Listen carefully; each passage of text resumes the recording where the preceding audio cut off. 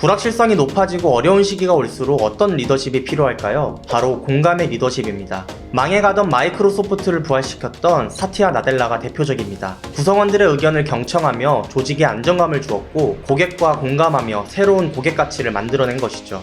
나델라 못지않게 공감의 리더십을 잘 보여주는 인물이 디즈니의 CEO 밥 아이거입니다. 15년 동안 디즈니의 황금기를 이끌고 은퇴했다가 최근 다시 CEO로 복귀했는데요. 아이거가 디즈니로 돌아온 그날만 주가가 6.3% 뛰었습니다. 그의 리더십이 침체에 빠진 디즈니를 일으켜줄 것이란 기대가 컸기 때문이죠. 아이거는 디즈니를 컨텐츠 제국으로 키워낸 장본인입니다. 무엇보다 픽사, 마블, 루카스필름, 21세기 폭스를 인수하며 디즈니의 컨텐츠 지형을 넓혔습니다. 아이거 이전까지만 해도 디즈니의 주고객은 애니메이션을 보는 어린이와 놀이공원을 찾는 가족들이었습니다. 다 큰 어른들이 즐길 만한 컨텐츠가 별로 없었습니다. 하지만 아이거 이후 디즈니는 요람에서 무덤까지라는 디즈니 창업자의 철학처럼 남녀노소 모두 즐길 수 있는 컨텐츠를 확보하게 됐습니다. 넷플릭스의 경쟁사로 성장한 디즈니 플러스도 아이거가 시작했고요. 보수적이던 디즈니에 인종과 젠더, 문화적 다양성을 도입한 사람도 아이거였습니다. 그가 재임한 15년간 디즈니 주가는 5배 이상 올랐고 순이익도 4배 이상 증가했습니다. 그래서 아이거가 컴백한다고 하자 이런 평가가 나왔습니다. 마법의 왕국 디즈니에 다시 마법이 돌아왔다고요.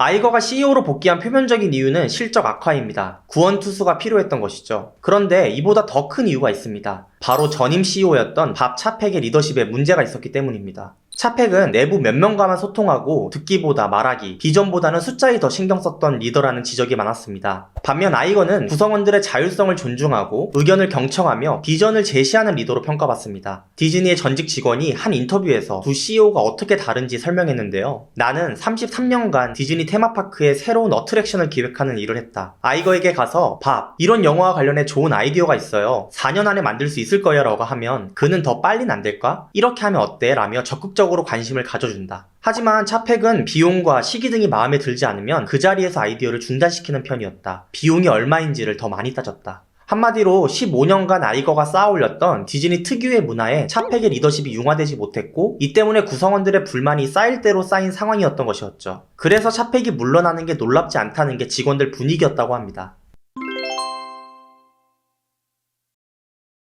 물론 아이거 재임 시절 가장 큰 성과는 인수합병일 것입니다. 하지만 이 과정에서 상대에게 보인 공감과 존중이 없었다면 인수합병은 성공할 수 없었을 겁니다. 또한 경영진이든 아르바이트 직원이든 의견을 동등하게 경청하려고 했던 그의 포용력과 구성원들의 자율과 창의를 중시했던 그의 리더십은 정말 배울 점이 많습니다. 아이거가 어떻게 상대와 공감하고 신뢰관계를 구축하는지 단적으로 보여준 일화가 있습니다. 아이거가 전임 마이클 아이즈너의 뒤를 이어 2005년 디즈니 CEO로 지명되자마자 첫 번째 전화를 한 사람이 스티브 잡스였습니다. 잡스는 당시 픽사의 최대 주주이자 CEO였는데요. 디즈니와 픽사는 오랜 파트너 관계였습니다. 픽사가 제작하면 디즈니가 배급과 마케팅을 맡았던 것이죠. 덕분에 토이스토리, 벅스라이프, 니모를 찾아서 등이 큰 성공을 거뒀습니다. 하지만 아이거 취임 당시 수익 배분 문제로 양사 간의 갈등이 커진 상황이었습니다. 2004년 1월 잡스는 다시는 디즈니와 협력하거나 일하지 않겠다고 선언했을 정도였죠. 아이거가 CEO 자리에 오르기 1년 전 상황이 그랬습니다. 아이거는 현실을 인정하는 것부터 시작했습니다. 디즈니가 애니메이션 제작으로 픽사를 이길 수는 없다는 걸 말이죠. 그래서 픽사를 인수하기로 마음먹었습니다. 픽사의 스토리텔링 기법과 3D 기술을 흡수하겠다는 것이었죠. 잡스와의 첫 통화에서 앞으로 종종 이야기를 나누자고 했던 아이거는 2달 후 픽사 사무실로 찾아갑니다. 그런데 아이거가 잡스를 만나 처음 꺼낸 이야기는 인수 이야기가 아니었습니다. 바로 아이팟에 대한 얘기였습니다. 자신이 엄청난 음악 애호가인데 모든 음악을 아이팟에 저장해 사용한다는 것이었죠. 그러면서 PC로 TV쇼나 영화를 보는 것도 시간 문제일 뿐이라며 TV용 아이튠즈 플랫폼인 ITV 같은 것도 가능하지 않겠냐고 제안하기도 했습니다. 이 얘기를 묵묵히 듣고 있던 잡스는 몇 주 아이거를 찾아왔습니다. 잡스는 당신이 TV쇼에 대해 이야기한 것은 내가 상상해왔던 것과 같다며 주머니에서 디바이스 하나를 꺼냈는데 바로 스크린이 들어간 아이팟 신제품이었습니다. 잡스는 이것은 단지 음악을 듣는 것이 아니라 비디오도 볼 수 있게 해줄 것이라면서 아이거에게 이렇게 제안했습니다. 우리가 이 제품을 시장에 내놓으면 당신의 TV쇼도 올릴 생각이 있냐고 말이죠. 아이거도 바로 그러자고 화답했습니다. 이렇게 해서 디즈니는 아이튠즈에 TV 콘텐츠를 제공한 최초의 스튜디오가 됐습니다. 이때부터 잡스도 아이거에게 마음을 열기 시작했습니다. 전임 CEO였던 아이즈너와 일을 하며 겪었던 어려움을 얘기했죠. 그제서야 아이거는 자신은 그런 식으로 일하지 않는다며 함께 일하고 싶다는 마음을 표현했습니다. 그렇게 몇 달 동안 신뢰를 쌓은 뒤 드디어 아이거는 잡스에게 전화를 겁니다. 미친 생각이긴 한데 디즈니가 픽사를 인수하는 것에 대해 어떻게 생각해요? 라고 말이죠.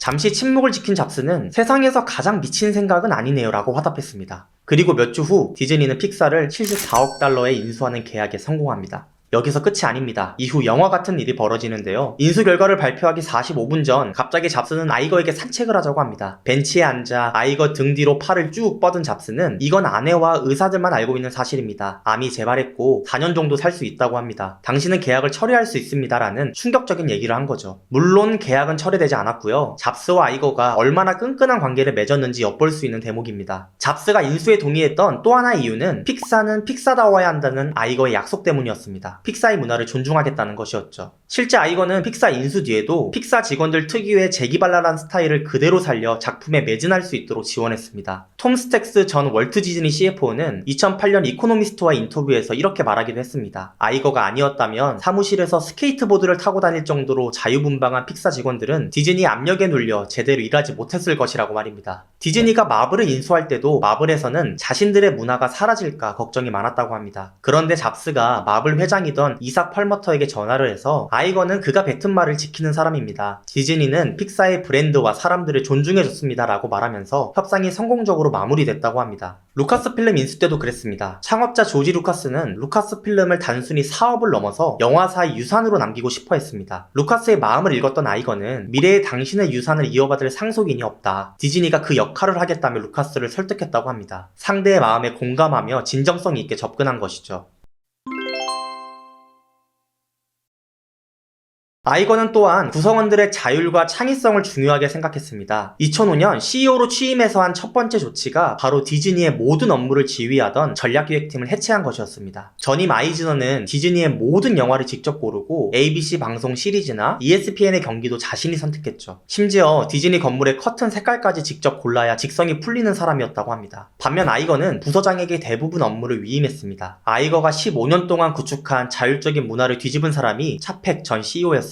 2020년 10월 차펙은 디즈니 플러스의 성장을 위해 조직 개편을 단행했습니다. 뉴미디어 엔터테인먼트 배급그룹, 즉 DMED를 신설하고 자신의 오른팔인 카림 다니엘에게 사장 자리를 맡겼는데요. 테크 기업처럼 컨텐츠 제작과 유통을 분리해 DMED의 디즈니 플러스의 유통과 수익 창출을 맡긴다는 구상이었습니다. 문제는 DMED의 권한이 너무 막강했다는 것이었습니다. 그동안 디즈니 각 부문장은 자율적인 예상권을 행사했고 어느 플랫폼에 컨텐츠를 배급할지도 스스로 결정하는 구조였는데요. DMED가 신설되면서 카림 다니엘의 승인 없이는 프로젝트를 시작할 수조차 없게 됐습니다. 극장 개봉을 할지 디즈니 플러스에 공개할지 여부도 직접 컨텐츠를 만든 부서의 의사와는 관계없이 이루어지기도 했습니다. 내부 불만이 고조되면서 경영진이 퇴사하는 일도 생겼는데요. 디즈니 계열이던 훌루의 사장 켈리 캠벨은 디즈니에서 허용되는 것보다 더 많은 역할을 할 수 있는 곳에 가고 싶다면서 경쟁사 피콕으로 자리를 옮기기도 했습니다. 그래서 아이거가 CEO에 복귀하자마자 가장 먼저 단행한 것은 DMED 개편이었습니다. 회사의 핵심인 스토리텔링을 담당하는 각 부문에 의사결정권을 다시 돌려주겠다고 밝힌 것이었죠. 카림 다니엘도 회사를 떠나게 됐습니다. 공교롭게도 처음 아이거가 CEO에 임명돼 전략기획팀을 해체한 것과 비슷한 일이 반복된 것이죠. 권력이 한 부서나 특정인에게 집중되면 의사결정이 느려지고 사기가 꺾일 수밖에 없는데 아이거는 구성원들의 능력이 최대한 발휘될 수 있는 환경을 만든 것입니다. 디즈니에는 독특한 회의 제도가 하나 있습니다. 바로 브레인 트러스트라는 것입니다. 직원들이 실수를 두려워해 자유롭게 의견을 내지 못하는 일이 없도록 한다는 취지입니다. 작품을 만드는 과정에서 어려움을 공유하고 다양한 아이디어와 피드백을 쏟아내도록 한다는 것이죠. 그 특징을 보면 다음과 같습니다. 브레인 트러스트 회의에서는 누구도 지시를 하지 않습니다. 이 회의에서는 감독과 그 팀, 그리고 다양한 지식과 피드백을 전해줄 전문가들이 참석하는데요. 모든 회의 참가자는 직급의 높고 낮음과 상관없이 동등한 발언권을 갖습니다. 대신 결정은 감독이 합니다. 작품의 주인은 감독이기 때문에 아이디어들 중 어떤 것을 받아들일지는 감독만 선택할 수 있게 한 것이죠. 오히려 그렇기 때문에 나머지 참가자들은 더 편한 마음으로 자신의 생각을 이야기할 수 있다고 합니다. 둘째, 솔직하게 이야기한다는 것입니다. 작품의 성공이 조직의 성공으로 이어지기 때문에 피드백은 솔직하고 가감없이 이루어져야 한다는 것이죠. 좋으면 좋다, 별로면 별로라고 적나라하게 이야기합니다. 셋째, 의견을 덧붙이는 플러싱 룰입니다. 누가 의견을 내면 yes or no가 아니라, 즉 맞다 틀리다가 아니라 yes and로 대화를 하는 것이죠. 그렇네요 라고 긍정하며 받아들인 뒤 작품을 성공시키기 위한 의견을 덧붙여주는 식입니다.